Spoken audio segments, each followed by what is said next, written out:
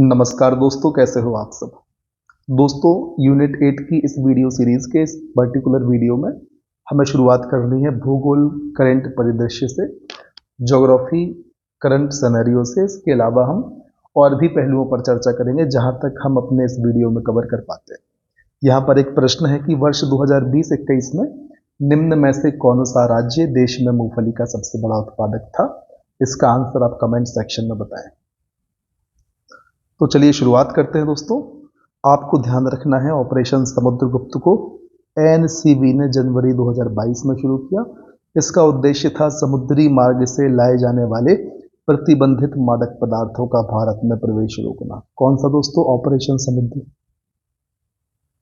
Samudragupta.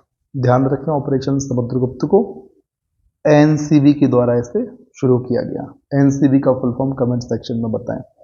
Golden crescent, इसमें दोस्तों 3 देश शामिल हैं, ईरान, अफगानिस्तान और पाकिस्तान। एवं गोल्डन ट्रायंगल, जिसमें 4 देश शामिल हैं, म्यांमार, थाईलैंड, लाओस, वियतनाम। दोस्तों, क्षेत्र से वैश्विक स्तर की मादक पदार्थों की 90% अवैध मांग की पूर्ति की जाती है। आपको गोल्डन क्रिसेंट और गोल्डन ट्रायंगल को जरूर याद रखना है। दोस्तों, पश्चिम बंगाल ने जुलाई 2023 में एक मैग्रोव सेल की स्थापना की। किसने? पश्चिम बंगाल ने। फिर 27 जुलाई 2023 को ई कॉमर्स कंपनी अमेजन ने भारत में पहला फ्लोटिंग स्टोर कहां? श्रीनगर के डल झील पर शुरू किया। इसरो ने दोस्तों 12 साल पुराने उपग्रह मेगाट्रॉपिक्स को प्रशांत महासागर में गिराया और 23 अगस्त को दोस्तों राष्ट्रीय अंतरिक्ष दिवस मनाने का निर्णय लिया गया। कौन सा दिन? 23 अगस्त। इसको आप ध्यान रखें। फिर बात करते हैं दोस्तों केंद्रीय आर्थिक सर्वेक्षण 2022-23 की। इसके अनुसार हमें जानना है किस फसल के उत्पादन में कौन सा राज्य प्रथम स्थान पर है और मध्य प्रदेश की स्थिति क्या है। तो दोस्तों सबसे पहले हम मध्य प्रदेश की स्थिति जान लेते हैं।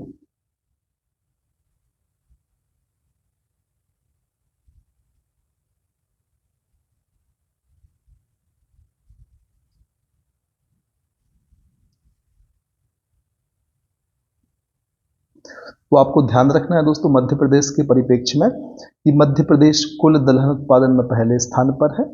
इसके अलावा कुल खाद्यान्न, कुल तिलहन के उत्पादन में दूसरे स्थान पर है और गेहूं, मक्का, चना, सरसों, सोयाबीन इनके उत्पादन में दूसरे स्थान पर है, आर्थिक सर्वेक्षण 2022-23 के अनुसार। अब बाकी फसलों की हम बात कर लेते हैं कि पहले स्थान पर कौन है। तो दोस्तों चावल में पश्चिम बंगाल पहले स्थान पर है, गेहूं में उत्तर प्रदेश, मक्का में कर्नाटक, चना में महाराष्ट्र है, मूंगफली में गुजरात है, सरसों में राजस्थान है, सोयाबीन में दोस्तों पहले पर महाराष्ट्र है, दूसरे पर मध्य प्रदेश आ गया है, इसे आप ध्यान रखें। सूरजमुखी में कर्नाटक, गन्ना में आंध्र प्रदेश। दोस्तों कर्नाटक मक्का और सूरजमुखी दोनों में है। कपास में गुजरात पहले स्थान पर है, जूट उत्पादन में पश्चिम बंगाल, तंबाकू में गुजरात। फिर कुल दलहन में हमने देखा मध्य प्रदेश, कुल खाद्यान्न में उत्तर प्रदेश, कुल तिलहन में राजस्थान और कुल मोटे अनाज में कर्नाटक। इनको आपको ध्यान रखना है। कुल दलहन में मध्य प्रदेश है, कुल खाद्यान्न में उत्तर प्रदेश है, कुल तिलहन में राजस्थान है और कुल मोटे अनाज में कर्नाटक है। और दोस्तों मध्य प्रदेश आर्थिक सर्वेक्षण 2022-23 के अनुसार सोयाबीन उत्पादन में मध्य प्रदेश का प्रथम स्थान है। ये भी चीज आपको नोट करनी है कि जो मध्य प्रदेश का आर्थिक सर्वेक्षण है उसके अनुसार सोयाबीन उत्पादन में किसका पहला स्थान है? एमपी का है। लेकिन जो केंद्रीय आर्थिक सर्वेक्षण 2022-23 का ही है उसके अनुसार सोयाबीन उत्पादन में महाराष्ट्र का पहला स्थान है। तो इस चीज को आपको ध्यान रखना है। फिर ऑप्शन के हिसाब से एग्जाम में देखना है और दोनों ऑप्शन रहते हैं तो फिर एमपीपीएससी के ऊपर निर्भर करता है कि क्या निर्णय लिया जाता है। दोस्तों वर्ष 2021 से 23 में आए तूफान एवं चक्रवात यहाँ दिए हुए हैं जिनकी चर्चा हमें करनी है। चक्रवात का नाम है हामुन। कहाँ आया? बंगाल की खाड़ी में आया, 2023 में आया, नामकरण किया ईरान ने। फिर बिपरजॉय दोस्तों गुजरात महाराष्ट्र के आसपास 2023 में, बांग्लादेश ने नामकरण किया। मोचा म्यांमार, बांग्लादेश और भारत में आया 2023 में, यमन ने नामकरण किया। इल्सा ऑस्ट्रेलिया के पश्चिमी तट पर 2023 में आया। गैब्रियल ऑकलैंड न्यूजीलैंड में 2023 में आया। फिर दोस्तों मैंड्यूस नाम का चक्रवात तमिलनाडु आंध्र प्रदेश में आया। कब आया? 2022 में। नामकरण किया संयुक्त अरब अमीरात में। फिर वम चक्रवात दोस्तों अमेरिका कनाडा में आया 2022 में। नलगे पैग फिलीपींस में आया नवंबर 2022 में। सितरंग दोस्तों पश्चिम बंगाल एवं बांग्लादेश में आया 2022 में। थाईलैंड ने इसका नाम सितरंग दिया। फिर जूलिया मध्य अमेरिका में आया 2022 में। असानी दोस्तों आंध्र प्रदेश उड़ीसा में आया। गुलाब भी आंध्र प्रदेश उड़ीसा में आया। असानी नाम दिया श्रीलंका ने, गुलाब नाम दिया पाकिस्तान ने। शाहीन दोस्तों ओमान और ईरान में आया। कब आया? 2021 में। कतर ने नाम दिया। दोस्तों आसीन को कब आया? 22 में आया था और गुलाब भी 21 में आया था। और दोस्तों जवाद उड़ीसा आंध्र प्रदेश में आया दिसंबर 2021 में। सऊदी अरब ने इसका नामकरण किया। सबसे पहले इनको ध्यान रखें आप कि ये सभी चक्रवात हैं, किस क्षेत्र को प्रभावित किया उसको ध्यान रखें। और 22 और 23 के आप ध्यान रखें, 30 के आप ध्यान नहीं भी रखते तो भी आपका काम चलना चाहिए मेरे हिसाब से। फिर एमपीपीएससी के ऊपर निर्भर करता है, वो कुछ भी पूछ लेता है। ठीक, अब बात करते हैं वंदे भारत ट्रेन या ट्रेन 18 की शुरुआत की। तो दोस्तों पहली ट्रेन 15 फरवरी 2019 को दिल्ली से वाराणसी के बीच चली। दूसरी ट्रेन 3 अक्टूबर 2019 को दिल्ली से कटरा के बीच चली। वंदे भारत का निर्माण दोस्तों इंटीग्रल कोच फैक्ट्री चेन्नई में किया गया। फिर ध्यान रखना है दोस्तों मध्य प्रदेश की पहली वंदे भारत ट्रेन 1 अप्रैल 2023 को रानी कमलापति स्टेशन से दिल्ली के बीच चली। मध्य प्रदेश की पहली वंदे भारत कब चली? 1 अप्रैल 2023 को रानी कमलापति स्टेशन से दिल्ली के बीच चली। वंदे भारत का निर्माण कहाँ होता है? Integral coach factory Chennai. दूसरी वंदे भारत समझ गए, पहली ध्यान रखें 15 फरवरी 2019 दिल्ली से वाराणसी। फिर दोस्तों भारत की किसान रेल की बात करें तो पहली किसान रेल 7 अगस्त 2020 को महाराष्ट्र के देवताली से बिहार के दानापुर तक चली। मध्य प्रदेश की पहली किसान रेल वर्ष 2021 में इंदौर से गुवाहाटी तक चली। फिर दोस्तों 100वीं किसान रेल 28 दिसंबर 2020 को महाराष्ट्र के संगोला से पश्चिम बंगाल के शालीमार तक चली। 1000वीं किसान रेल यात्रा दोस्तों 3 फरवरी 2022 को महाराष्ट्र के सावदा से दिल्ली के आदर्श नगर तक चली। आपको ध्यान रखना है दोस्तों, है ना। फिर बात करते हैं हम मध्य प्रदेश में शुरू होगा रिवर क्रूज टूरिज्म। कहाँ से शुरू हो रहा है दोस्तों? मध्य प्रदेश के बड़वानी से शुरू होकर गुजरात के स्टैच्यू ऑफ यूनिटी तक जाएगा रिवर क्रूज टूरिज्म। दोस्तों ये क्रूज नर्मदा नदी NW73 से होकर जाएगा, नेशनल वाटरवे 73 से होकर जाएगा। दोस्तों क्रूज मध्य प्रदेश सहित महाराष्ट्र और गुजरात राज्य से गुजरेगा। इसकी कुल दूरी होगी 135 किलोमीटर। इसको आपको ध्यान रखना है। फिर बात करते हैं दोस्तों स्टेट कैपिटल रीजन SCR की। जैसा नेशनल कैपिटल रीजन NCR होता है वैसा ही स्टेट कैपिटल रीजन SCR। दोस्तों NCR की तर्ज पर मध्य प्रदेश में SCR का गठन किया जाएगा। SCR में भोपाल, सीहोर, मंडीदीप और औबेदुल्लागंज शामिल हैं। फिर देश का पहला ग्रीनफील्ड एक्सप्रेसवे। दोस्तों भारत में यह एक्सप्रेसवे दिल्ली से मुंबई तक जाएगा, जिसकी कुल लंबाई कितनी होगी? 1380 किलोमीटर होगी। मध्य प्रदेश से यह 240 किलोमीटर दूरी से 3 जिले मंदसौर, झाबुआ और रतलाम से होकर गुजरेगा। मतलब मध्य प्रदेश में इसकी लंबाई कितनी होगी? 240 किलोमीटर होगी, जिसमें मंदसौर, झाबुआ और रतलाम में से यह गुजरेगा। और फिर दोस्तों ध्यान रखें भारत में 27 ग्रीनफील्ड कॉरिडोर बनाने की योजना प्रस्तावित है। अब बात करते हैं मोहनिया सड़क सुरंग की। तो दोस्तों मध्य प्रदेश की सबसे बड़ी सुरंग है। यह रीवा और सीधी के बीच मोहनिया घाटी नेशनल हाईवे 39 पर स्थित है। इसकी लंबाई है 2.28 किलोमीटर। किस नेशनल हाईवे पर है सुरंग? NH 39 पर है। फिर छुइया घाटी सुरंग दोस्तों रीवा सीधी के बीच मध्य प्रदेश की सबसे लंबी रेल सुरंग है। मोहनिया सड़क सुरंग थी, छुइया दोस्तों रेल सुरंग है। रीवा के गोविंदगढ़ और सीधी के बघवार के मध्य छुइया घाटी में इसका निर्माण किया गया है। इसकी लंबाई है 3.34 किलोमीटर। फिर दोस्तों अटल प्रगति पथ। अटल प्रगति पथ से 3 राज्य मध्य प्रदेश, उत्तर प्रदेश और राजस्थान लाभान्वित होंगे। इसकी कुल लंबाई है दोस्तों 404 किलोमीटर। अटल पथ को चंबल एक्सप्रेस वे भी कहा जाता है, यह नाम आपको ध्यान रखना है। दोस्तों पिछले वीडियो में मैंने बहुत जल्दी फैक्टों को आपके सामने रखा, तथ्यों को आपके सामने रखा, फैक्ट्स को आपके सामने रखा, जिससे आपको, मेरे हिसाब से मुझे ऐसा लगा कि आपको असुविधा हुई होगी, इसलिए मैंने पिछले वीडियो की तुलना में गति थोड़ी सी इस वीडियो में धीमी कर ली है और मैं इसी गति से आगे बढ़ूंगा ताकि किसी का नुकसान ना हो। फिर बात करते हैं दोस्तों मध्य प्रदेश में कॉरिडोर और लोक की कि क्या नाम है और कहाँ स्थित है। तो महाकाल लोक दोस्तों उज्जैन में है, श्री देवी महालोक सलकनपुर में है, राम राजा लोक ओरछा में है, रामपथ गमन लोक चित्रकूट में है, लेटे हनुमान मंदिर लोक छिंदवाड़ा में है, रविदास मंदिर धाम सागर में है, पीताम्बरा माई लोक दतिया में है, शनि लोक मुरैना और नागलोक कहाँ है, बड़वानी में है। तो इनको आपको ध्यान रखना है। महाकाल लोक कहाँ है, उज्जैन।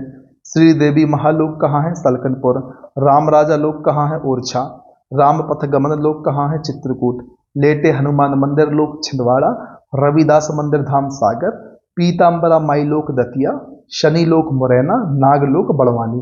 दोस्तों इनको आप ध्यान रख लें। अब बात करते हैं मध्य प्रदेश के 11 नए वन्यजीव अभ्यारण्य जो कि प्रस्तावित हैं। तो दोस्तों महात्मा गांधी अभ्यारण्य बुरहानपुर में प्रस्तावित है, अहिल्याबाई होलकर इंदौर में, माधवराव सिंधिया श्योपुर में, सरदार वल्लभ भाई पटेल सीहोर में, इंदिरा गांधी अभ्यारण्य नरसिंहपुर में, राजा दलपत शाह अभ्यारण्य मंडला में, जमुना देवी धार में, राजेंद्र प्रसाद हरदा में, ओंकारेश्वर खंडवा में, राघवगढ़ गुना में और भीमराव अंबेडकर अभ्यारण्य दोस्तों सागर में प्रस्तावित है।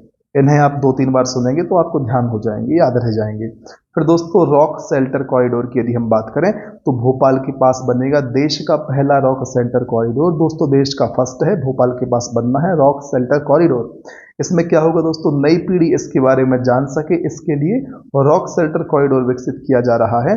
इसमें भीमबेटिका, कठौतिया, गोंडीपुरा, कोलार, इंदिरा गांधी मानव संग्रहालय, हलालपुरा और लाल घाटी साइट शामिल है। इनको आपको ध्यान रखना है कि रॉक शेल्टर कॉरिडोर में कौन कौन सी साइट शामिल हैं। फिर बात करते हैं दोस्तों मध्य प्रदेश की समाचार में चर्चित खदानों की। सबसे पहले दोस्तों बामनवर्डी खदान चूना पत्थर की है, धार में है। कौन सी बामनवर्डी?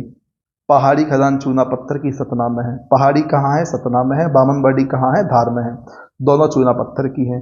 फिर दोस्तों पिंडरई खदान है, लोह अयस्की की कटनी में है। कहाँ पर है पिंडरई? कटनी में है। काय की है? लोह अयस्की की है। फिर पिपरटोला दोस्तों मैग्नीज की बालाघाट में है। फिर झांसी सिलुआ दोस्तों लोह अयस्की जबलपुर में है। ये महत्वपूर्ण हो जाता है, झांसी सिलुआ लिखा हुआ है और जबलपुर में स्थित है। किसकी है? लोह अयस्की की है। पिंडरई भी दोस्तों कटनी में लोह अयस्की थी। फिर दोस्तों चोरगढ़ी पुरैना चूना पत्थर की है, रीवा में। फिर पिपरिया माल दोस्तों बाक्साइड की है, डिंडोरी में। तो इन खदानों के नाम भी आप ध्यान रख लें। इस प्रकार से दोस्तों हमने चर्चा कर ली है विस्तार से भूगोल करंट परिदृश्य या ज्योग्राफी करंट सिनेरियो की। अब हमें चर्चा करनी है राज्य व्यवस्था के करंट परिदृश्य की, पॉलिटी करंट सिनेरियो की। प्रश्न के साथ हमें शुरुआत करनी है जिसका उत्तर आपके सामने ही है। प्रश्न क्या है? सेंट्रल विस्टा प्रोजेक्ट किस चीज से संबंधित है? तो दोस्तों एक आम केंद्रीय सचिवालय के साथ नई संसद, प्रधानमंत्री और राष्ट्रपति के आवासों के निर्माण से संबंधित है सेंट्रल विस्टा प्रोजेक्ट। इसके बारे में हम सभी जानते हैं और बीपीएससी ने 2022 में इस प्रश्न को पूछा है। इस चीज को आपको ध्यान रखना है। दोस्तों शुरुआत करते हैं। भारत के नए संसद भवन का नाम क्या है? Central Vista. दोस्तों प्रधानमंत्री श्री नरेंद्र मोदी ने 28 मई 2023 को नवनिर्मित संसद भवन का उद्घाटन किया और प्रधानमंत्री श्री नरेंद्र मोदी ने सेंगोल अर्थात चोल साम्राज्य का सत्ता स्थानांतरण का प्रतीक को नए संसद भवन में स्थापित किया। तो इसे भी आप ध्यान रखें कि सेंगोल क्या है? चोल साम्राज्य का सत्ता स्थानांतरण का प्रतीक है। और दोस्तों पूर्व प्रधानमंत्री श्री जवाहरलाल नेहरू ने 14 अगस्त 1947 को तमिल पुजारियों के हाथों सेंगोल स्वीकार किया था। फिर दोस्तों केरल का कोल्लम भारत का पहला संविधान साक्षर जिला बना। दोस्तों पुराने संसद भवन का नाम संविधान सदन कर दिया गया है। इसे भी आप ध्यान रखें। अब पुराने संसद भवन को संविधान सदन के नाम से जाना जाएगा। और दोस्तों केरल का कोलक्कम भारत का पहला संविधान साक्षर जिला बना है। फिर उच्चतम न्यायालय ने भारतीय संविधान के 103वें संशोधन की वैधता को बरकरार रखा। सोशल मीडिया कंपनी ट्विटर ने केंद्र सरकार के विरुद्ध कर्नाटक उच्च न्यायालय में एक याचिका दायर की। दोस्तों, जम्मू एवं कश्मीर सरकार द्वारा राज्य के 3 कर्मचारियों को राष्ट्र विरोधी गतिविधियों में शामिल होने के कारण अनुच्छेद 311 की शक्तियों का प्रयोग करते हुए नौकरी से बर्खास्त कर दिया। फिर वाराणसी के काशी विश्वनाथ मंदिर ज्ञानवापी मस्जिद विवाद के बीच उच्चतम न्यायालय में पूजा स्थल विशेष प्रावधान अधिनियम 1991 की संवैधानिक वैधता को चुनौती दी गई। ध्यान रखना है इस चीज को आपको। फिर दोस्तों, लोकसभा द्वारा अगस्त 2022 में राष्ट्रीय डोपिंग रोधी विधेयक 2022 को पारित किया। फिर खालिस्तान समर्थक गुटों के विरुद्ध कार्यवाही करने हेतु केंद्र शासित प्रदेश चंडीगढ़ में दंड प्रक्रिया संहिता 1973 की धारा 144 लागू की गई। कहां पर लागू की गई दोस्तों? खालिस्तान समर्थक गुटों के विरुद्ध कार्यवाही के लिए चंडीगढ़ में की गई। फिर दोस्तों, सूचना एवं प्रसारण मंत्रालय ने 4 film media unit, film division, film समारोह निदेशालय, भारतीय राष्ट्रीय फिल्म संग्रह और बाल चित्र समिति को राष्ट्रीय फिल्म विकास निगम में मिलाने की घोषणा की है। इसे भी आप ध्यान रखें। फिर बात करते हैं दोस्तों, राजस्थान विधानसभा द्वारा स्वास्थ्य का अधिकार विधेयक पारित किया, जो दोस्तों राज्य के सभी निवासियों को सार्वजनिक स्वास्थ्य केंद्रों पर मुफ्त स्वास्थ्य सुविधा का लाभ उठाने का अधिकार देता है। फिर दोस्तों, केंद्रीय इलेक्ट्रॉनिक्स और सूचना प्रौद्योगिकी मंत्रालय द्वारा ऑनलाइन गेमिंग के संबंध में एक मसौदा संशोधन जारी किया। फिर दोस्तों, केंद्र सरकार के द्वारा 1 जनवरी 2023 से महात्मा गांधी राष्ट्रीय ग्रामीण रोजगार गारंटी योजना के तहत नियोजित कर्मचारियों की उपस्थिति को डिजिटल रूप से दर्ज करना अनिवार्य बना दिया। फिर 2025 तक धूम्रपान से मुक्त होने के लिए न्यूजीलैंड संसद ने हाल ही में एक विधेयक पारित किया। धूम्रपान से मुक्ति के लिए किसने विधेयक पारित किया? न्यूजीलैंड संसद ने। कब तक मुक्त होना है भैया? 2025 तक मुक्त होना है। वर्तमान में दोस्तों 6 राष्ट्रीय दल हैं। राष्ट्रीय राजनीतिक दल कहना चाहिए, भारतीय जनता पार्टी, भारतीय राष्ट्रीय कांग्रेस, भारतीय कम्युनिस्ट पार्टी मार्क्सवादी, Bahujan Samaj party, national people's party और आम आदमी पार्टी। मध्य प्रदेश लोक सेवा आयोग द्वारा जुलाई 2023 में डॉक्यूमेंट्री फिल्म प्रदीप्ति का लोकार्पण किया गया। फिर प्रधानमंत्री श्री नरेंद्र मोदी ने भारत का राजकीय प्रतीक 6.5 मीटर ऊंचा को नए संसद भवन में स्थापित किया। इसके अलावा दोस्तों, यूनाइटेड किंगडम के एक सार्वजनिक पार्क में मंडला कला को भूमि पर चित्रित किया गया, जो कि प्राकृतिक तत्वों से निर्मित है। फिर दोस्तों, विश्व भारती विश्वविद्यालय को दुनिया का पहला लिविंग हेरिटेज यूनिवर्सिटी का दर्जा मिला है। इसे भी आपको ध्यान रख लेना है।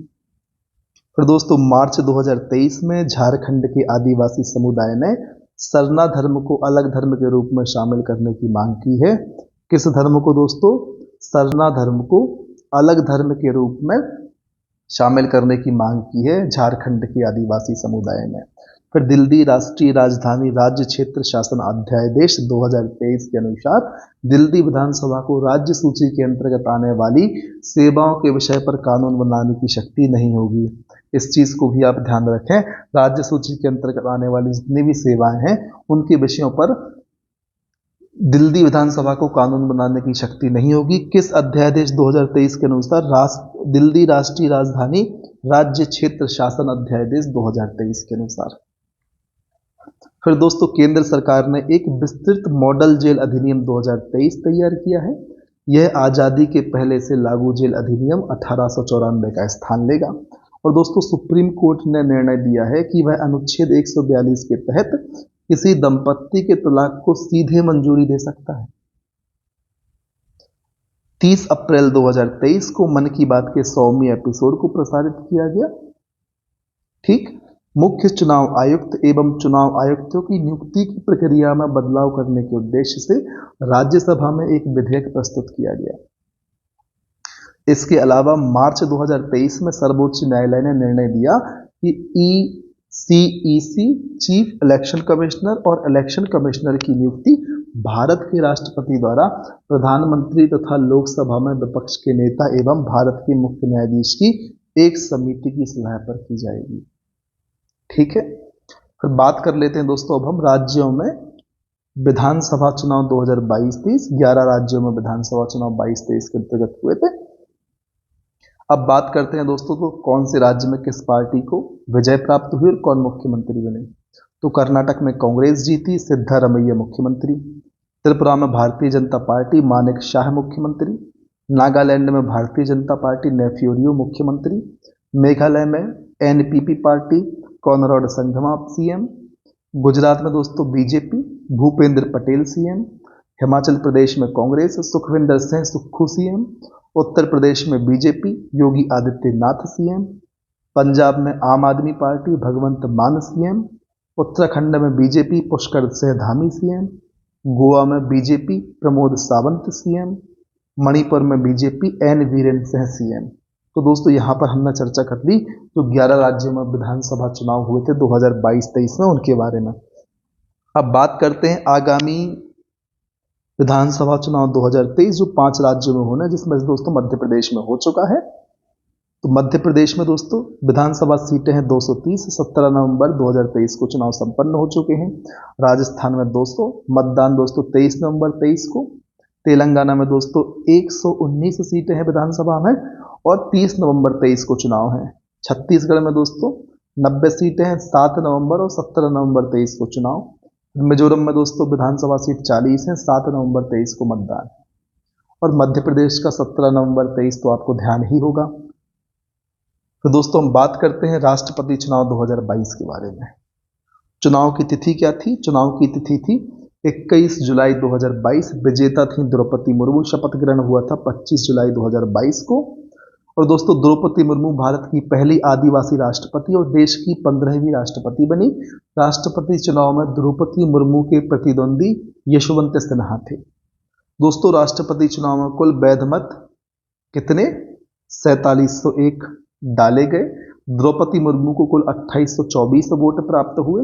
दोस्तों द्रौपदी मुर्मू प्रतिभा पाटिल के बाद भारत की दूसरी महिला राष्ट्रपति हैं। और राष्ट्रपति निर्वाचन 2022 में मध्य प्रदेश विधानसभा के प्रत्येक सदस्य के मत का मूल्य कितना था? 131 था। इसको जरूर याद रखें। दोस्तों राज्य निर्वाचन या राष्ट्रपति निर्वाचन 2022 में मध्य प्रदेश राज्य के लिए मतों का कुल मूल्य कितना था? तो 131 में आप 230 का गुणा करेंगे तो 30,130 कुल मतों का मूल्य था मध्य प्रदेश में। और द्रौपदी मुर्मू का जन्म दोस्तों उड़ीसा राज्य में हुआ है और यह पूर्व में झारखंड की राज्यपाल भी 2015 से 21 के मध्य रह चुकी हैं। इतने बिंदुओं को आपको इनके बारे में ध्यान रखना है। अब बात करते हैं सेंट्रल विस्टा प्रोजेक्ट नए संसद भवन के बारे में।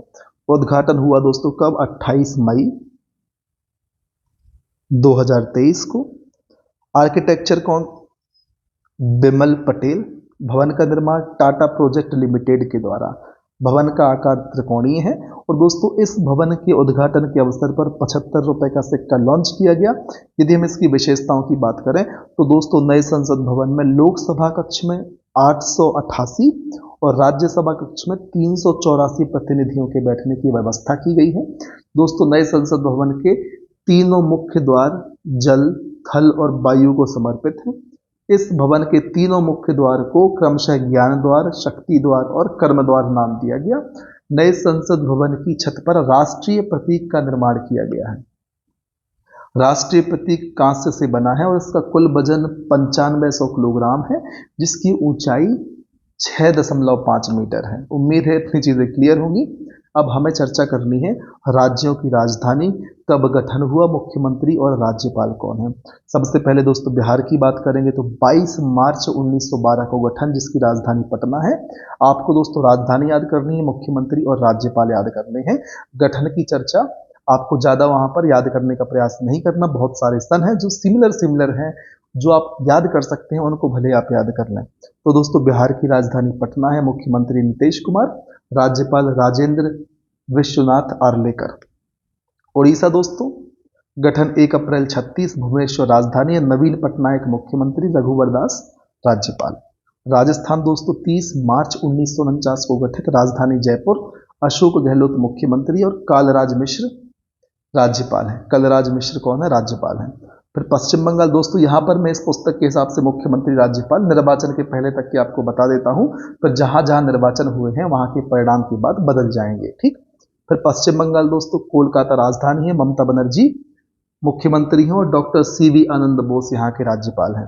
26 जनवरी 1950, ये आपको याद हो जाएंगे। 26 जनवरी पश्चिम बंगाल, असम और तमिलनाडु की स्थापना या गठन हुआ था। तो असम की राजधानी दिसपुर है, मुख्यमंत्री हैं हेमंत बिस्वा शर्मा और राज्यपाल हैं गुलाब चंद कटारिया। फिर तमिलनाडु दोस्तों, 26 जनवरी 1950 को बना, राजधानी है चेन्नई, एम के स्टालिन मुख्यमंत्री और आर एन रवि यहाँ के राज्यपाल हैं। फिर उत्तर प्रदेश दोस्तों, 24 जनवरी 1950 को गठित, लखनऊ राजधानी है, योगी आदित्यनाथ मुख्यमंत्री, आनंदीबेन पटेल राज्यपाल हैं। फिर दोस्तों आंध्र प्रदेश, अमरावती राजधानी है, 1 अक्टूबर 1953 को गठित हुआ। इसे आप जरूर याद रखना, ये काम का है सन, ठीक। 1 अक्टूबर 1953 को आंध्र प्रदेश का गठन हुआ, राजधानी है अमरावती, मुख्यमंत्री हैं जगन मोहन रेड्डी और राज्यपाल कौन है? एस अब्दुल नजीर। कर्नाटक दोस्तों, 1 नवंबर 56, पंजाब भी 1 नवंबर 56, केरल, मध्य प्रदेश, ये चारों दोस्तों 1 नवंबर 56 को गठित हुए। कर्नाटक की राजधानी बेंगलोर है, मुख्यमंत्री सिद्धारमैया हैं, थावर चंद गहलोत राज्यपाल हैं। पंजाब की दोस्तों मुख्यमंत्री भगवंत सिंह मान है और राज्यपाल हैं श्री बनवारी लाल पुरोहित, अतिरिक्त प्रभार इनको दिया गया है। राजधानी पंजाब की चंडीगढ़ है। केरल दोस्तों, तिरुवनंतपुरम राजधानी है, पिनराई विजयन यहाँ के मुख्यमंत्री हैं और आरिफ मोहम्मद खान राज्यपाल हैं। फिर मध्य प्रदेश दोस्तों, भोपाल राजधानी, शिवराज सिंह चौहान मुख्यमंत्री। चुनाव के बाद परिणाम में परिवर्तन होगा, जो भी होता है वो समझ में आपको बाद में आएगा। फिर मुख्यमंत्री कौन रहते हैं, ठीक है। फिर राज्यपाल कौन है? मंगू भाई छगन भाई पटेल। गुजरात दोस्तों, राजधानी गांधीनगर, भूपेंद्र पटेल मुख्यमंत्री, आचार्य देवव्रत राज्यपाल। महाराष्ट्र की राजधानी मुंबई, एकनाथ शिंदे मुख्यमंत्री, रमेश बैस राज्यपाल। नागालैंड कोहिमा राजधानी, नेफ्यूरियो मुख्यमंत्री, ला गणेशन राज्यपाल। फिर दोस्तों हरियाणा राजधानी है चंडीगढ़, मनोहर लाल खट्टर मुख्यमंत्री हैं, बंडारू दत्तात्रेय यहाँ के राज्यपाल हैं। फिर हिमाचल प्रदेश, शिमला राजधानी है दोस्तों, सुखविंदर सिंह सुक्खू यहाँ के मुख्यमंत्री और शिव प्रसाद शुक्ल यहाँ के राज्यपाल। मणिपुर की राजधानी इम्फाल, एन बीरेन सिंह मुख्यमंत्री, अनुसुईया उइके राज्यपाल। त्रिपुरा राजधानी अगरतला, मानिक शाह मुख्यमंत्री, इंदिरा सेन रेड्डी यहाँ के राज्यपाल हैं। फिर मेघालय की राजधानी शिलांग है दोस्तों, सीएम कौन है? कॉनराड कोंगकल संगमा और फागू चौहान यहाँ के राज्यपाल हैं। सिक्किम राजधानी गंगटोक, मुख्यमंत्री प्रेम सिंह तमांग, लक्ष्मण आचार्य यहाँ के राज्यपाल। मिजोरम की राजधानी आइजोल, जोरमथंगा यहाँ के मुख्यमंत्री हैं, हरिबाबू कंभमपति यहाँ के राज्यपाल हैं। अरुणाचल प्रदेश की राजधानी ईटानगर, पेमा खांडू मुख्यमंत्री, केटी परनाइक यहाँ के राज्यपाल। गोवा की राजधानी पणजी, प्रमोद सावंत मुख्यमंत्री, पीएस श्रीधरन पिल्लई यहाँ के राज्यपाल। छत्तीसगढ़ राजधानी नया रायपुर, भूपेश बघेल यहाँ के मुख्यमंत्री, विश्वभूषण हरिश्चंद्रन यहाँ के राज्यपाल। झारखंड की राजधानी रांची, हेमंत सोरेन यहाँ के मुख्यमंत्री हैं, सीपी राधाकृष्णन राज्यपाल हैं। उत्तराखंड दोस्तों, राजधानी है देहरादून या गैरसैंण, भराड़ी सैण यहाँ के मुख्यमंत्री हैं श्री पुष्कर सिंह धामी और राज्यपाल हैं लेफ्टिनेंट जनरल गुरमीत सिंह। फिर तेलंगाना राजधानी हैदराबाद, के चंद्रशेखर राव मुख्यमंत्री हैं और डॉक्टर तिमिलसाई सौंदरराजन यहाँ के राज्यपाल। फिर बात करते हैं राज्यों की राजधानी गठन, राज्य दोस्तों केंद्र शासित प्रदेशों की राजधानी गठन, मुख्यमंत्री, उपराज्यपाल के बारे में। तो दोस्तों इनका गठन आप जरूर याद रख लें, कब हुआ। लक्षद्वीप का गठन हुआ 1 नवंबर 56 को, राजधानी कवारत्ती, उपराज्यपाल प्रफुल्ल पटेल, प्रशासक अतिरिक्त प्रभार।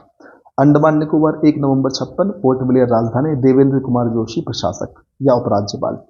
फिर दिल्ली दोस्तों 1 नवंबर 1956, नई दिल्ली राजधानी है, अरविंद केजरीवाल मुख्यमंत्री, विनय कुमार सक्सेना प्रशासक या उपराज्यपाल हैं।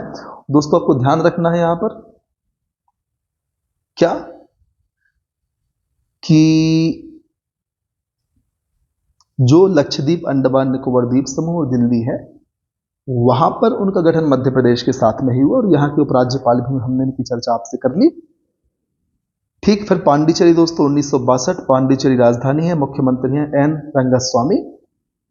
और बाकी हम उपराज्यपाल की बात करें तो डॉक्टर तिमिलसाई सौंदरराजन हैं, फिर चंडीगढ़ दोस्तों यहाँ पर 1 नवंबर 1966 को इसका गठन हुआ, 56 नहीं 66 याद रखना है। चंडीगढ़ के मामले में राजधानी चंडीगढ़ है। बनवारी लाल पुरोहित यहाँ के प्रशासक हैं। दोस्तों आपको ध्यान रखना है पांडिचेरी और दिल्ली में उपराज्यपाल होते हैं, बाकी फिर आपको प्रशासक लगाना है, ठीक। जम्मू कश्मीर दोस्तों 31 अक्टूबर 2019 श्रीनगर जम्मू राजधानी है। मनोज सिन्हा यहाँ के उपराज्यपाल हैं, ठीक है। दोस्तों लद्दाख में 31 अक्टूबर 2019 को गठन हुआ और लेह यहाँ की राजधानी है और बीडी मिश्रा यहाँ के उपराज्यपाल हैं। दादर नागर हवेली एवं दमन एवं दीव 26 जनवरी 2020 को गठन हुआ, दमन राजधानी है, प्रफुल्ल पटेल प्रशासक हैं। बाकी जगह दोस्तों उपराज्यपाल है, जहाँ प्रशासक है तो उसकी चर्चा हमने कर ली है। दिल्ली में भी दोस्तों उपराज्यपाल हैं, ठीक। इस चीज को आपको ध्यान रखना है। अब हमें बात करनी है अर्थव्यवस्था में करंट परिदृश्य की, इकोनॉमी करंट सिनेरियो की, ठीक। प्रश्न से शुरुआत होगी। मिताली एक्सप्रेस एक नई यात्री रेल जिसका हाल ही में उद्घाटन किया गया, ढाका को किस भारतीय शहर से जोड़ती है? तो न्यू जलपाईगुड़ी को जोड़ती है। कौन सी मिताली एक्सप्रेस ढाका को कहां से जोड़ती है? न्यू जलपाईगुड़ी से जोड़ती है, ठीक। अब चलिए चर्चा को शुरू करते हैं। तो दोस्तों ध्यान रखें, भारतीय स्टेट बैंक ने ग्राहकों को बैंकिंग सुविधा प्रदान करने के लिए बेंगलोर में एक प्रोजेक्ट लॉन्च किया, नाम है कुबेर। इलेक्ट्रॉनिक वाहन क्षेत्र में शामिल एमएसएमईज के लिए वित्तीय सहायता प्रदान करने के लिए EVOLVE इवॉल्व मिशन शुरू किया गया, किसके द्वारा? सिडबी के द्वारा। यहाँ फुल फॉर्म हो सकता था इसलिए मैंने इसको अलग अलग पढ़ा, यदि है तो आप कमेंट सेक्शन में बताएं। दोस्तों भारतीय रिजर्व बैंक के द्वारा वित्तीय समावेशन की प्रगति की निगरानी के लिए लॉन्च डैशबोर्ड है अंतर्दृष्टि डैशबोर्ड, ठीक। प्रवाह पोर्टल किसने लॉन्च किया? आरबीआई ने किया।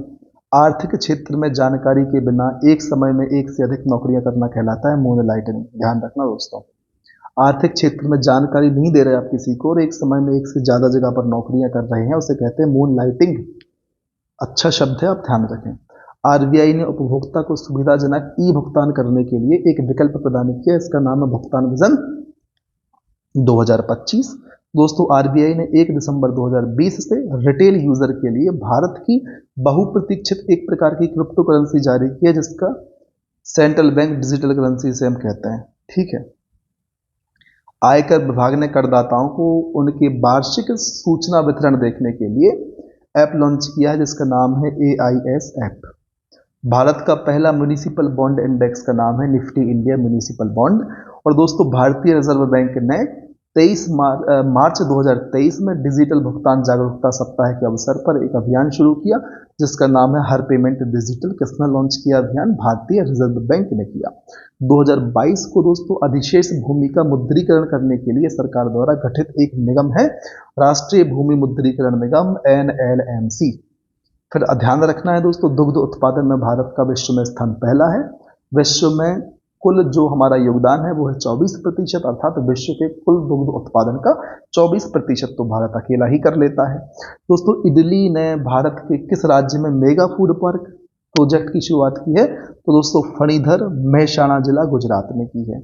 मिताली एक्सप्रेस का उद्घाटन किन 2 देशों के मध्य सेवा के लिए हुआ है? तो भारत बांग्लादेश, ढाका से न्यू जलपाईगुड़ी। फिर 2022 में उपभोक्ताओं को सशक्त बनाने और जागरूकता पैदा करने के लिए एक शुभंकर जारी किया गया, जिसका नाम है जागृति। दोस्तों फोर्ब्स की top 100 richest people of India 2023 की सूची में प्रथम स्थान किसका है? गौतम अडानी का है।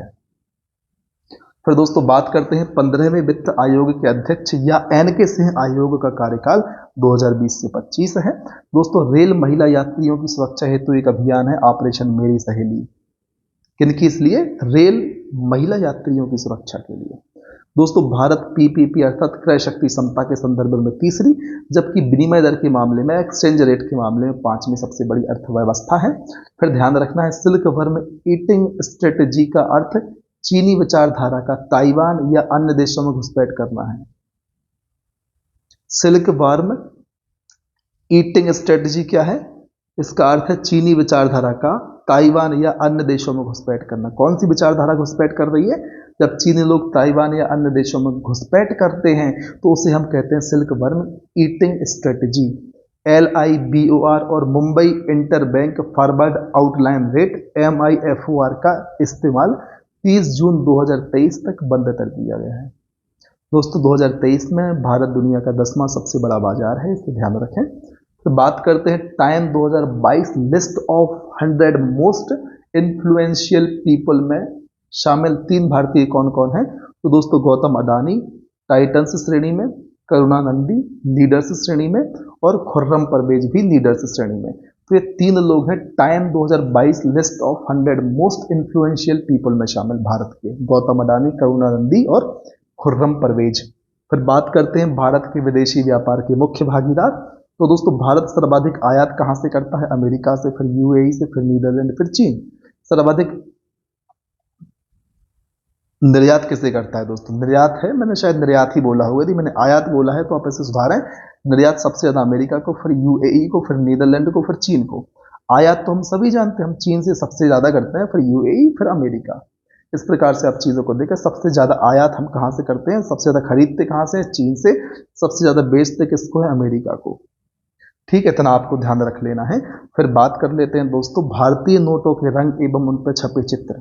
10 रुपए के नोट का रंग है चॉकलेटी ब्राउन, कोणार्क का सूर्य मंदिर इस पर बना हुआ है। 20 रुपए का रंग हल्का पीला, एलोरा की गुफाएं इस पर हैं। 50 रुपए का रंग फ्लोरोसेंट ब्लू, हम्पी का पत्थर से बना रथ इस पर है। 100 रुपए का दोस्तों इस पर लेवेंडर कलर है, रानी की वाव इसमें बनी हुई है। 200 रुपए दोस्तों ब्राउन येलो सांची स्तूप बना है। 500 रुपए स्टोन ग्रे लाल किला बना है। और दोस्तों 2000 रुपए के नोट का कलर था मैजेंटा, इस पे मंगलयान बना हुआ था। दोस्तों भारतीय रिजर्व बैंक ने 19 मई 2023 को, कब? 19 मई 2023 को 2000 रुपए के नोट को चलन से बाहर कर दिया गया है। इस डेट को जरूर ध्यान रख लें, 19 मई 2023। क्या कर दिया? 2000 के नोट को चलन से बाहर कर दिया, किसने? आरबीआई ने। ठीक, अब बात करते हैं रक्षा विज्ञान एवं प्रौद्योगिकी की। प्रश्न दोस्तों कहा क्या है? किस संगठन ने व्योम मित्र नाम के भारतीय रोबोट को विकसित किया? हम सभी जानते हैं इसरो। हमने इसकी चर्चा अलग अलग जगह पर करी है, यूनिट 9 में भी करी है, यूनिट 8 में, यूनिट 7 में भी करी है। ठीक है, अब बात करते हैं दोस्तों भारत में रसायन के जनक आचार्य प्रफुल्ल चंद्र रे के योगदान संबंधी दिल्ली में 2 दिवसीय अंतर्राष्ट्रीय सम्मेलन का आयोजन किया गया। ध्यान रखें दोस्तों 10 अगस्त 2023 को बोस्तोचन कोस्मोड्रोम से सोयुज 2.1B रॉकेट से भेजा गया रूस का लूना 25 अंतरिक्ष यान चंद्रमा से टकराकर क्रैश हो गया। ध्यान रखना है दोस्तों, लूना 25 किसका अंतरिक्ष यान है? रूस का अंतरिक्ष यान है। और सोयुज 2.1B रॉकेट से इसे लॉन्च किया गया है। कहां से लॉन्च किया गया है? तो बोस्तोचन कोस्मोड्रोम से इसे भेजा गया है। किसने भेजा? रूस ने भेजा। और यह अंतरिक्ष यान चंद्रमा से टकराकर क्रैश हो गया है। तो दोस्तों चंद्रयान 3 की लैंडिंग जगह को अब शिव शक्ति के नाम से तथा जहां इंपैक्ट हुआ उसे तिरंगा पॉइंट कहा जाएगा। फिर 30 सितंबर 2023 को भोपाल में वायुसेना द्वारा एयर शो का आयोजन किया गया। दोस्तों तेजस, आकाशगंगा, रुद्र, बादल, शमशेर, त्रिशूल, सारंग, जगुआर, सुखोई और सूर्यकिरण फाइटर एप्लेन्स ने प्रदर्शन किया। ध्यान रखना कौन कौन से प्लेन थे, उनके नाम आप ना भी ध्यान रखें तो चलेगा। एयर शो भोपाल में वायुसेना ने किया था, इतना ध्यान रख लें। ये भी ध्यान रख लें कि भाई जहां चंद्रयान 3 की लैंडिंग हुई थी उसे शिव शक्ति कहते हैं और जहां इंपैक्ट हुआ उसे हम तिरंगा पॉइंट कहते हैं। ठीक, अब बात करते हैं इसरो के मिशन की। तो दोस्तों वन वेब इंडिया 1 इसको 23 अक्टूबर 2022 को प्रक्षेपित किया गया। प्रक्षेपण यान है LVM-3M2। उद्देश्य क्या था? यूके की कंपनी के साथ इसरो का वाणिज्यिक मिशन था। फिर दोस्तों EOS-6 26 नवंबर 2022 को PSLV-C-54 के द्वारा प्रक्षेपित किया गया।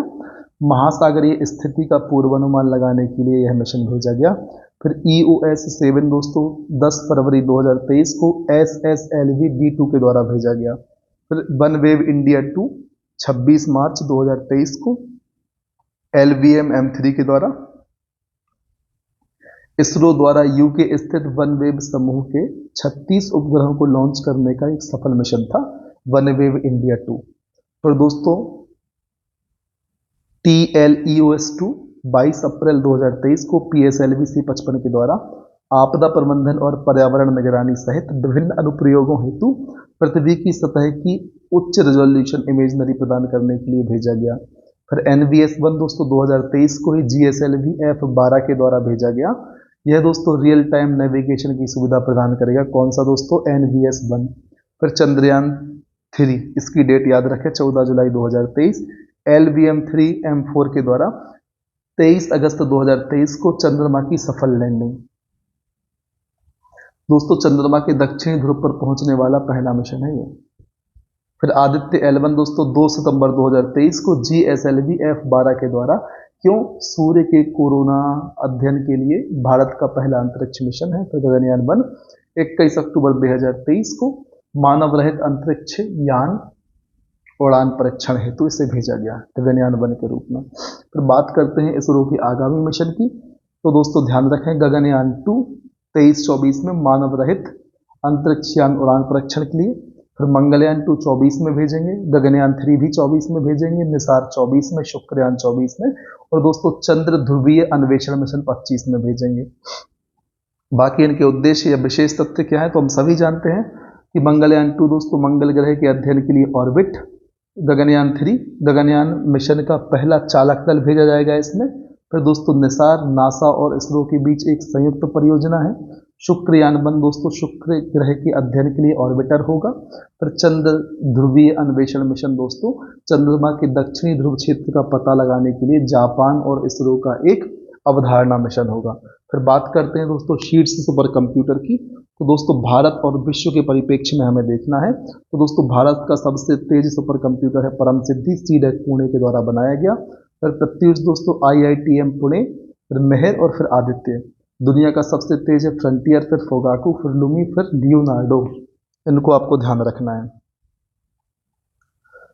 फिर दोस्तों अब बात करते हैं चर्चित युद्धपोत मिसाइल, लड़ाकू विमान और पनडुब्बी की।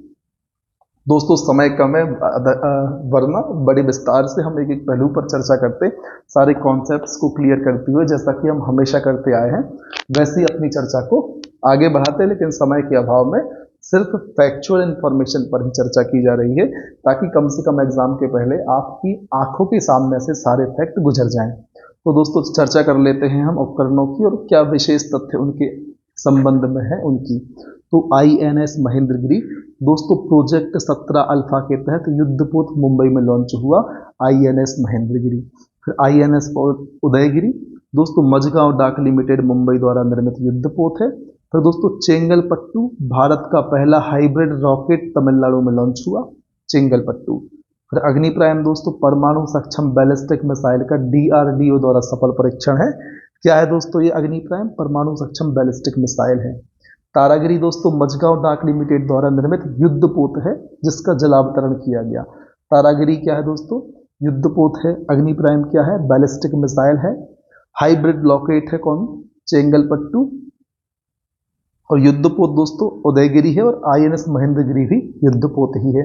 फिर INS बागीर दोस्तों क्या है? 5वीं स्कॉर्पियन श्रेणी की पनडुब्बी है जो नौसेना में शामिल हुई P-75 प्रोजेक्ट 75 के तहत दोस्तों इसका निर्माण किया जा रहा है। फिर हेलिना दोस्तों क्या है? DRDO की टैंक रोधी निर्देशित मिसाइल का सफल परीक्षण किया गया। वरुणा क्या है दोस्तों? भारत का पहला यात्री ड्रोन है, इसका अनावरण PM मोदी ने किया। फिर INS द्रोणाचार्य दोस्तों राष्ट्रपति द्रौपदी मुर्मू ने प्रेसिडेंट कलर से इसे सम्मानित किया। फिर बिंदीगिरी दोस्तों प्रोजेक्ट 17 अल्फा के तहत इस युद्धपोत को भारतीय सेना में शामिल किया गया। आपको ध्यान रखना है कौन सा उपकरण क्या है, जैसे बिंदीगिरी युद्धपोत है, अग्निप्रायम क्या है दोस्तों?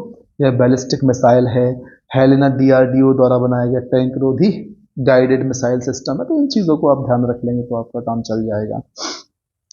फिर दोस्तों हमें चर्चा करनी है अब इतिहास और कला संस्कृति से संबंधित करंट अफेयर की। पहला प्रश्न इसमें क्या है, शुरुआती जहां से हम प्रश्न से करते हैं वह क्या है? हाल ही में हैदराबाद में भारत के प्रधानमंत्री द्वारा रामानुज की आसन मुद्रा में विश्व की दूसरी सबसे ऊंची मूर्ति का उद्घाटन किया गया। निम्नलिखित में कौन सा एक रामानुज की शिक्षाओं को सही निरूपित करता है?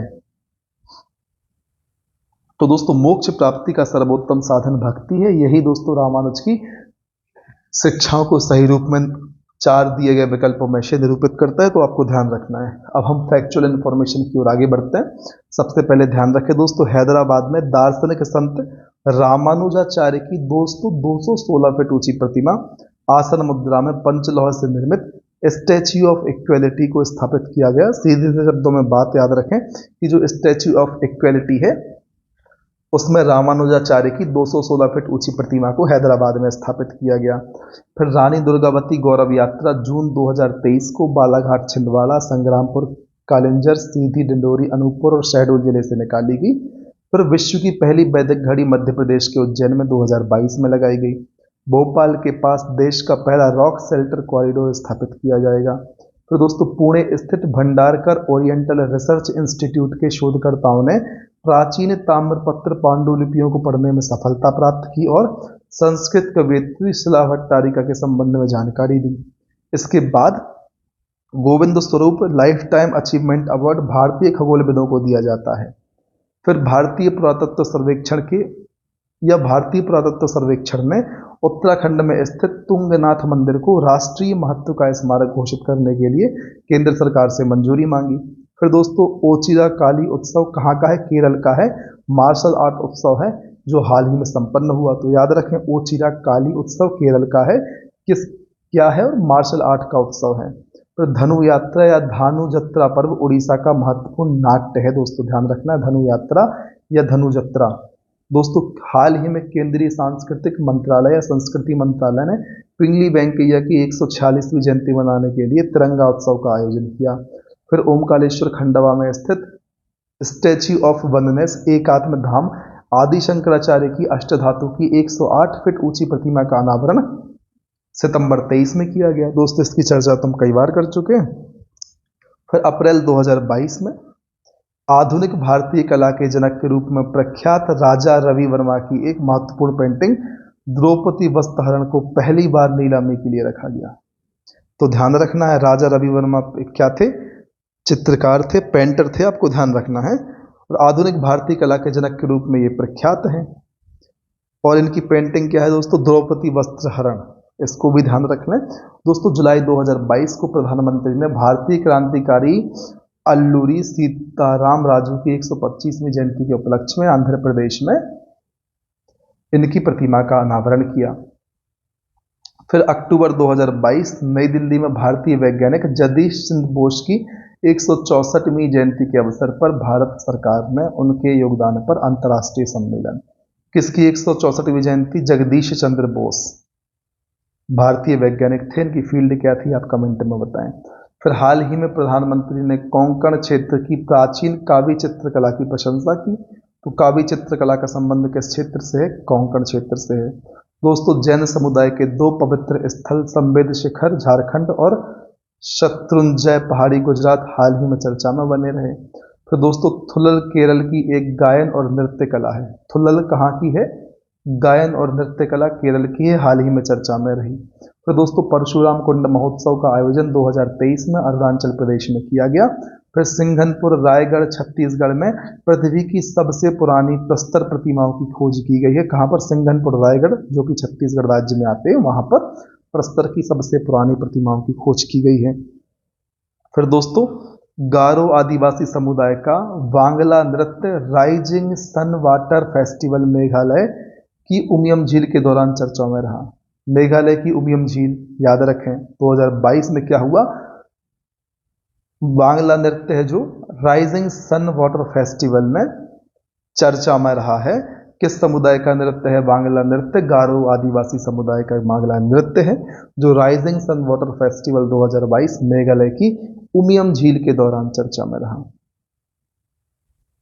तो दोस्तों, यूनेस्को एशिया प्रशांत पुरस्कार 2022 में भारत के 4 स्थल शामिल हैं, जिसमें शामिल है छत्रपति शिवाजी संग्रहालय, गोलकुंडा की बावड़ी, डोमकुंडा तेलंगाना और भायखला स्टेशन मुंबई। 2021-22 में दोस्तों काकोरी लूट कांड का नाम बदलकर काकोरी ट्रेन एक्शन तथा चौरा चौरी कांड का नाम बदलकर चौरा चौरी क्रांति कर दिया गया है। इसको भी ध्यान रखें। अब देख लेते हैं 17वां प्रवासी भारतीय सम्मेलन दिवस। तो दोस्तों 1915 में हुआ क्या था, महात्मा गांधी ने दक्षिण अफ्रीका से वापस आने के उपलक्ष्य में हम 9 जनवरी को यह उत्सव मनाते हैं। 9 जनवरी 1915 को महात्मा गांधी दक्षिण अफ्रीका से वापस आए और हमने दोस्तों 9 जनवरी को प्रवासी भारतीय दिवस मनाना शुरू कर दिया। वर्ष 2023 में यह 8 से 10 जनवरी के मध्य इंदौर में मनाया गया क्या, प्रवासी भारतीय दिवस सम्मेलन। इसकी थीम थी विदेशी मेहमानों के लिए पधारो हमारे घर रखी गई। क्या थी थीम, पधारो हमारे घर। मुख्य अतिथि कौन थे, मोहम्मद इरफान अली गुयाना के राष्ट्रपति हैं। विशेष अतिथि थे चंद्रिका प्रसाद संतोखी, ये सूरीनाम के राष्ट्रपति हैं। और सम्मानीय अतिथि थे जेनेटा मैस्करेनहास, ऑस्ट्रेलिया की सांसद हैं। ध्यान रखें, इरफान मोहम्मद अली गुयाना के राष्ट्रपति, चंद्रिका प्रसाद संतोखी सूरीनाम के राष्ट्रपति और जेनेटा मैस्करेनहास ऑस्ट्रेलिया के सांसद। अब बात करते हैं पर्यावरण और पारिस्थितिकी परिदृश्य के बारे में। दोस्तों आज मैं सुबह से बैठकर वीडियो बना रहा हूं लगातार, और अब रात के कितने बज चुके हैं, रात के 12:30 से ज़्यादा हो चुके हैं। तो अब आपको वो एफिशिएंसी, वो सारी चीज़ें वीडियो में देखने को, वो एनर्जी नहीं मिल रही होगी। अब एग्जाम आ रहा है, इसलिए जल्दी जल्दी प्रयास किया जा रहा है। एकदम कभी जल्दी बोलने लग जाते हैं, कभी स्लो हो जाते हैं, और वो फ्लो भी टूटता है। जो रिदम होती है, इतना लंबा मैंने कभी रिकॉर्डिंग नहीं की लगातार बैठकर, लेकिन अभी कर रहा हूं तो दोस्तों फिर वो फ्लो टूट जाता है, वो आवाज़ लड़खड़ाने लगती है, जिस कारण से फिर सही प्रकार से आपके सामने प्रस्तुतिकरण नहीं हो पाता चीज़ों का। फिर कोई बात नहीं, अभी आप मैनेज करें, मैं भी मैनेज करता हूँ। प्रश्न क्या है, सुर्खियां बटोरने वाली लिस्बन घोषणा किस इकाई के संरक्षण से संबंधित है। लिस्बन घोषणा महासागर के संरक्षण से संबंधित है।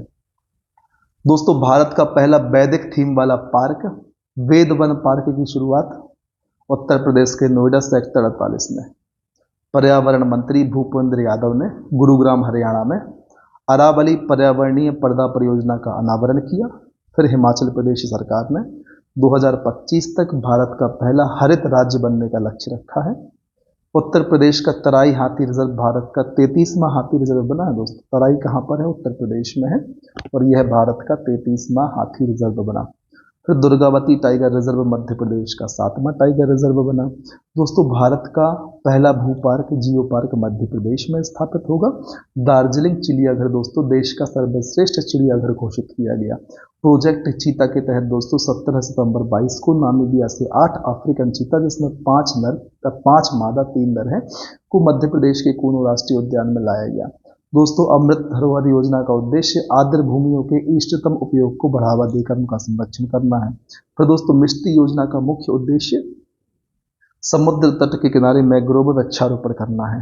फिर प्रधानमंत्री नरेंद्र मोदी ने दोस्तों गुजरात के केवड़िया में स्थित स्टैच्यू ऑफ यूनिटी से मिशन लाइफ लाइफ मतलब लाइफ स्टाइल फॉर एनवायरमेंट का शुभारंभ किया। किसने किया, नरेंद्र मोदी ने किया। कहाँ से किया, गुजरात के केवड़िया से किया। स्टैच्यू ऑफ यूनिटी से किस मिशन की शुरुआत हुई, लाइफ स्टाइल फॉर एनवायरमेंट की शुरुआत हुई। तो दोस्तों भारतीय वन संरक्षण 1980 का नाम बदलकर वन 2023 में वन संरक्षण एवं संवर्धन अधिनियम 1980 कर दिया गया। फिर दोस्तों समुद्र की स्वच्छता बनाने के लिए भारत में अभी तक कुल 12 समुद्री तटों को ब्लू फ्लैग प्रमाणन से सम्मानित किया जा चुका है। ध्यान रखना है आपको, अब तक कितने समुद्री तटों को ब्लू फ्लैग प्रमाणन दिया गया, 12 को दिया जा चुका है। तो दोस्तों किस राज्य सरकार ने भारत में गिद्धों के संरक्षण के लिए राष्ट्रीय कार्यवाही द्वारा प्रस्तावित गिद्ध संरक्षण के लिए राज्य स्तरीय समिति का शुभारंभ किया? तो तमिलनाडु ने ऐसा किया दोस्तों, इसको भी ध्यान रखें। फिर दोस्तों दुनिया के पहले पादप परागकणों को, जिन्हें टिलियाडेम्बिड्स कहा जाता है, कि टिलियाडेम्बी जीवाश्म हाल ही में किस देश में पाए गए? दोस्तों रूस, याद करना जो भी हो, ठीक है। फिर सुर्खियां बटोरने वाली लिस्बन घोषणा किस इकाई के संरक्षण से संबंधित है? तो महासागर से संबंधित है, इसको भी आप ध्यान रख लें, ठीक है।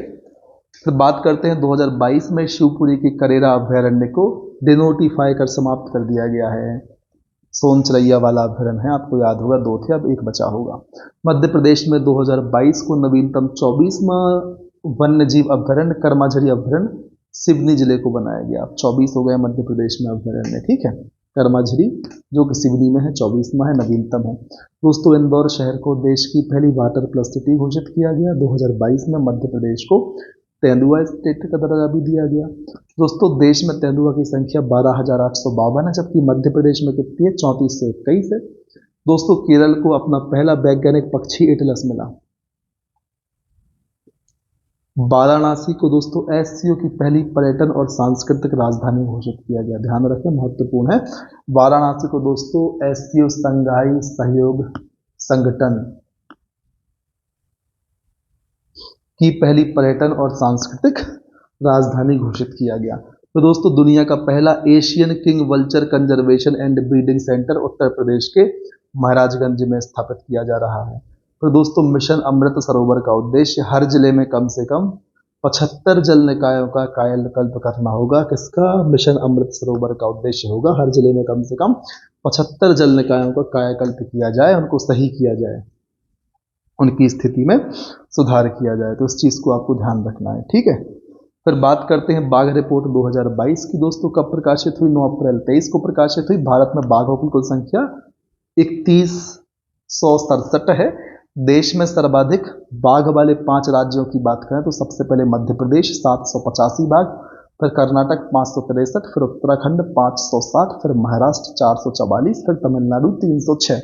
सबसे ज्यादा कहां पर है? मध्य प्रदेश में 785 है और टोटल कितने हैं? 3167 हैं। इसे आप ध्यान रखें। अब दोस्तों मध्य प्रदेश में कहाँ कितने बाघ पाए जाते हैं? तो सबसे ज्यादा बांधवगढ़ में 165, फिर कान्हा किसली में 129, पेंच में दोस्तों 123, पन्ना में 64, सतपुड़ा में 62, संजय दुबरी में 20, ठीक है। अन्य 222 ये लिखा हुआ है इधर, ठीक है। फिर बात करते हैं दोस्तों हाल ही में शामिल रामसर आद्य भूमि स्थल मध्य प्रदेश के संदर्भ में, भारत के संदर्भ में। सबसे पहले ध्यान रखें अक्टूबर 2023 तक भारत में रामसर साइट की कुल संख्या 75 है। मध्य प्रदेश में रामसर साइटों की यदि हम बात करें तो यशवंत सागर दोस्तों इंदौर में है, अगस्त 22 में शामिल हुई है। सांख्य सागर शिवपुरी में है, जनवरी 22 में शामिल हुई है। और सिरपुर आद्य भूमि दोस्तों मध्य प्रदेश का सबसे छोटा है, इंदौर में है, जनवरी 2022 में शामिल हुई है। भारत के संदर्भ में बात करें दोस्तों हम तो अगस्त 2022 में कौन कौन शामिल हुआ है? तमारा झील उड़ीसा की, हीराकुंड जलाशय उड़ीसा का, अंसुपा झील उड़ीसा की, फिर दोस्तों चित्रांगुड़ी पक्षी अभयारण्य तमिलनाडु का, सुचेंद्र थेरू आद्र भूमि परिसर तमिलनाडु, वुडुबुर पक्षी अभयारण्य तमिलनाडु, काजीरंगकुलम पक्षी अभयारण्य तमिलनाडु और ठाणे क्रीक महाराष्ट्र। ये सभी अगस्त 22 में हुए। दोस्तों 22 में ही हैं, सारे महीने याद आप ना भी करें तो भी चलेगा। इसके अलावा नंदा झील गोवा में है, कारिकिली पक्षी अभयारण्य Tamil Nadu, Pallikaranai marsh reserve forest Tamil Nadu, Pichavaram mangrove वन तमिलनाडु, मन्नार समुद्री बायोस्फीयर रिजर्व की खाड़ी तमिलनाडु, बेम्बुनूर आर्द्र भूमि परिसर तमिलनाडु, बेलूड पक्षी अभयारण्य तमिलनाडु, उदय मर्थडपुर पक्षी अभयारण्य तमिलनाडु, वेदांथलांग पक्षी अभयारण्य तमिलनाडु, फिर दोस्तों रंगाथिट्टू पक्षी अभयारण्य कर्नाटक, हाईगम आर्द्र भूमि संरक्षण रिजर्व जम्मू कश्मीर, सालवुड वेटलैंड कंजर्वेशन रिजर्व जम्मू और कश्मीर। दोस्तों 75 माह है ये, ध्यान रखना है। कुल कितने हैं हमारे यहाँ पर आद्य भूमि स्थल भारत में रामसर साइट? तो कुल 75 हैं जो रामसर साइट है।